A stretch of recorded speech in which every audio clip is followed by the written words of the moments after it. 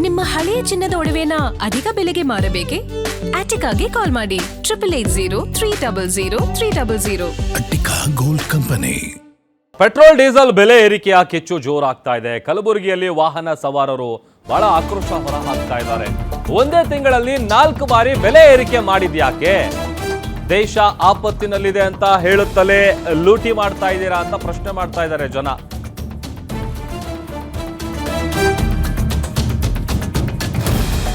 ಕೇಂದ್ರ ಸರ್ಕಾರ ದೇಶದ ಜನರಿಂದ ಲೂಟಿ ಮಾಡ್ತಾ ಇದೆ.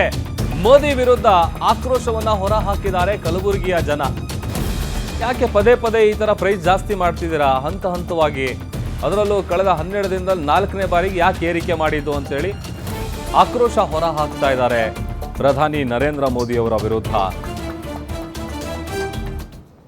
ಕೇವಲ 10 ದಿನಗಳಲ್ಲಿ 4 ಬಾರಿ ತೈಲ ಬೆಲೆಯನ್ನ ಏರಿಕೆ ಮಾಡಲಾಗಿದ್ದು ಇದರಿಂದ ವಾಹನ ಸವಾರರು ಶಾಕ್ಗೆ ಒಳಗಾಗಿರುವಂಥದ್ದು. ಕಲಬುರಗಿ ನಗರದಲ್ಲೂ ಕೂಡ ಎಂದಿನಂತೆ ಬೆಳಿಗ್ಗೆ ಪೆಟ್ರೋಲ್ ಹಾಕಿಸಿಕೊಳ್ಳಲು ಪೆಟ್ರೋಲ್ ಬಂಕ್ಗೆ ಆಗಮಿಸಿದಂತಹ ವಾಹನ ಸವಾರರಿಗೆ ಶಾಕ್ ಒಂದು ಎದುರಾಗಿರುವಂಥದ್ದು. ಏನು ಕಳೆದ ಮೇ 12ರಿಂದ ಇಲ್ಲಿಯವರೆಗೂ ಕೂಡ 4 ಬಾರಿ ಸತತ 4 ಬಾರಿ ಪೆಟ್ರೋಲ್ ಹಾಗೂ ಡೀಸೆಲ್ ದರವನ್ನು ಏರಿಕೆ ಮಾಡಲಾಗಿದೆ. ನೀವು ದೃಶ್ಯಗಳಲ್ಲಿ ಗಮನಿಸಬಹುದು. ಏನು 111 ರೂಪಾಯಿ 110.64 ಸದ್ಯದ ದರ ಇರುವಂಥದ್ದು. ಏನು ಮೇ 12ಕ್ಕೆ 102 ಇತ್ತು.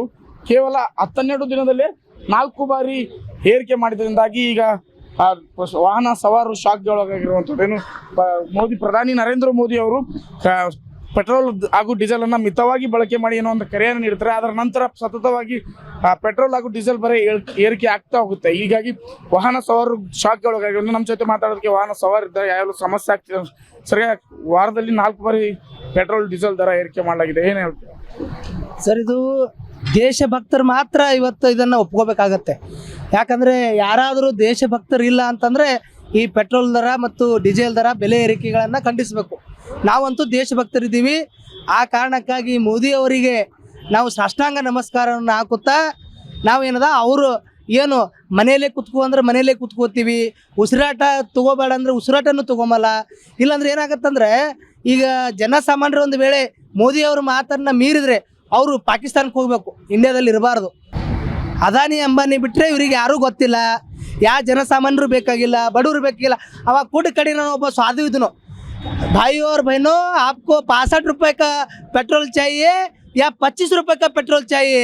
25 रुपये पेट्रोल करता मोदी, उसको वोट डालिए ತಂದಿದ್ದನು. ಆ ಕೂಡ ಕಣಿನವನಂತೂ ಈಗ ಕಾಣ್ತಾ ಇಲ್ಲ. ಆ ಕಾರಣಕ್ಕಾಗಿ ಈಗ 25 ರೂಪಾಯಿ ಪೆಟ್ರೋಲ್ ಆಗಿದೆ. ಎಲ್ಲ ನಾವು ದೇಶದ ಭಕ್ತರು, ಮೋದಿ ಭಕ್ತರು ನಾವೆಲ್ಲರೂ ಕೂಡ ಒಪ್ಕೋತಾ ಇದ್ದೀವಿ. ಆ ಕಾರಣಕ್ಕೆ 200 ರೂಪಾಯಿ ಆದರೂ ಕೂಡ ನಾವು ನರೇಂದ್ರ ಮೋದಿ ಅವರಿಗೆ ಸ್ವಾಗತವನ್ನು ಮಾಡ್ತೀವಿ. ನಮ್ಮ ಜೊತೆ ಮಾತಾಡೋದಕ್ಕೆ ಇನ್ನೊಬ್ರು ವಾಹನ ಸವಾರ ಇರುವಂಥದ್ದು. ಈಗ ಸತತವಾಗಿ 4ನೇ ಬಾರಿ ಪೆಟ್ರೋಲ್ ದರವನ್ನು ಏರಿಕೆ ಮಾಡ್ತಿದೆ. ಇದನ್ನು ಜನಸಾಮಾನ್ಯರ ಮೇಲೆ ಯಾವ ರೀತಿ ಹೊರೆಯಾಗುತ್ತೆ? ಇದು ಒಂದು ವಾರ ಒಳಗೆ 3-4 ಸರ್ತಿ ಏನು ಬೆಲೆ ಏರಿಕೆ ಆಗ್ಯದ ನೋಡಿ. ಇದು ನೇರವಾಗಿ ಜನಸಾಮಾನ್ಯರ ದುಡ್ಡಲ್ಲ, ಇದು ರಕ್ತ ಕುಡಿಯುವಂಥ ಹುನ್ನಾರ ಇಟ್ಕೊಂಡಿದ್ದಾರೆ ಬಿಜೆಪಿ ಸರ್ಕಾರ. ಮೋದಿಯವರು ತಿಳ್ಕೋಬೇಕು. ಒಂದೊಂದು ವಾರ ಒಂದೇ ಸರ್ತಿ ಏರಿಸಲ್ಲ, ಒಂದು 200 ರೂಪಾಯಿ ಏರಿಸ್ಬಿಡ್ರಿ ಒಮ್ಮೆಗೆ. ಯಾಕೆ ನೀವು ಹಂತ ಹಂತವಾಗಿ ಒಂದು ದಿನಕ್ಕೆ 2 ರೂಪಾಯಿ, ಒಂದಿನ 1 ರೂಪಾಯಿ 2 ರೂಪಾಯಿ ಮಾಡಿ ಯಾಕೆ ಏರಿಸ್ತಾ ಇದ್ದೀರಿ?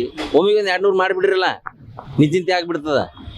ನೀವು ಸರ್ಕಾರ 2014 ಏನು 70-80 ರೂಪಾಯಿ ಇತ್ತು, ಅವ್ರ ಅವಧಿ ಒಳಗೆ 25-30 ರೂಪಾಯಿ ಬೆಲೆ ಏರಿಕೆ ಮಾಡಿಬಿಟ್ರು. ಹಂಗಂದ್ರೆ ಇದು ಸಬ್ಕಾ ಸಾಥ್ ಸಬ್ಕಾ ವಿಕಾಸ್ ಎಲ್ಲಿ ಅದ ರೀ? ಇದು ಜನರ ಸತ್ಯಾನಾಶ, ಬಿಜೆಪಿಯವರ ವಿಕಾಸ ಅದ ರೀ ಇದು. ಅದ ಕಾರಣಕ್ಕಾಗಿ ಜನರ ಏನಾದರೂ ಅವ್ರ ಬಗ್ಗೆ ಸರ್ಕಾರಕ್ಕೆ ಕಳಕಳಿ ಇತ್ತು, ಈ ಕೂಡಲೇ ಈ ಬೆಲೆ ಏರಿಕೆನ ಕಡಿಮೆ ಮಾಡಬೇಕು. ಆಸ್ ಇಟ್ ಈಸ್ ಏನು ರೇಟ್ ಇತ್ತು ಆ ರೇಟಿಗೆ ತರಬೇಕಂತ ನಾವು ಮನವಿ ಮಾಡ್ತೀವಿ. ಇದಿಷ್ಟು ವಾಹನ ಸವಾರರ ಮಾತಾಗಿರುವಂಥದ್ದು. ಏನು ಪದೇ ಪದೇ ಬೆಲೆ ಏರಿಕೆ ಮಾಡೋದ್ರಿಂದಾಗಿ ವಾಹನ ಸವಾರರು ಹಾಗೂ ಜನಸಾಮಾನ್ಯರು ಶಾಕ್ಗೆ ಒಳಗಾಗ್ತಿದ್ದಾರೆ. ಅಲ್ಲದೆ ಹೆಚ್ಚಿನ ಹೊರೆಯನ್ನು ಅನುಭವಿಸುವಂಥ ಸ್ಥಿತಿ ನಿರ್ಮಾಣವಾಗಿದೆ. ಹೀಗಾಗಿ ಕೂಡಲೇ ಸರ್ಕಾರ ತೈಲ ಬೆಲೆಯನ್ನು ಇಳಿಸಬೇಕು ಎನ್ನುವಂಥ ಆಗ್ರಹವನ್ನು ಗ್ರಾಹಕರು ಮಾಡ್ತಿರುವಂಥದ್ದು. Shrikant Birad, guarantee news, Kalaburagi.